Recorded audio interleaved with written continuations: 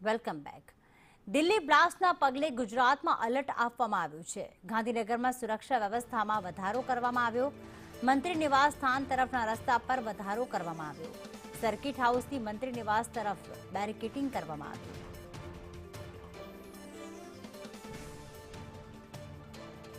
મંત્રી નિવાસ સ્થાન તરફના રસ્તાઓ પર સુરક્ષામાં વધારો કરવામાં આવ્યો છે. હાલમાં બેરિકેડિંગ કરવામાં આવ્યું છે અને તમામ ગાડીઓ ચેક કરીને જ જવા દેવામાં આવી રહી છે. સર્કિટ હાઉસથી મંત્રી નિવાસ તરફ બેરિકેડિંગ. દિલ્હીમાં બ્લાસ્ટના પગલે સમગ્ર ગુજરાતમાં પણ એલર્ટ આપવામાં આવ્યું છે. હિરેન જોડાઈ ગયા છે. હિરેન, ગાંધીનગરમાં કેટલી સુરક્ષામાં વધારો કરવામાં આવ્યો? તો ગઈકાલથી જ ગુજરાત પોલીસને એલર્ટ આપી દેવામાં આવ્યું હતું. ખુદ ડીજીપીએ આ અંગેની પોસ્ટ કરી અને ફેક્સ મેસેજ તમામ જિલ્લાઓને કરવામાં આવ્યો હતો.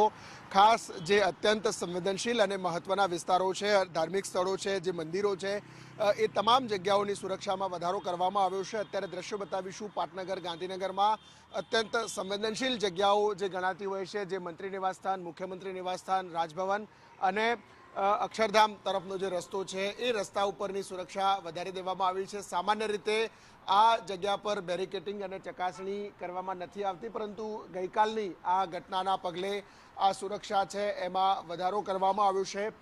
બેરિકેડિંગ કરી અને જે વાહનો પસાર થઈ રહ્યા છે, ખાસ જે આઉટ સ્ટેટના વાહનો છે અથવા તો શંકાસ્પદ ગતિવિધિવાળા વાહનો છે, એવા વાહનોને અહીંયા ઊભા રાખી અને ચકાસણી કરવામાં આવે છે.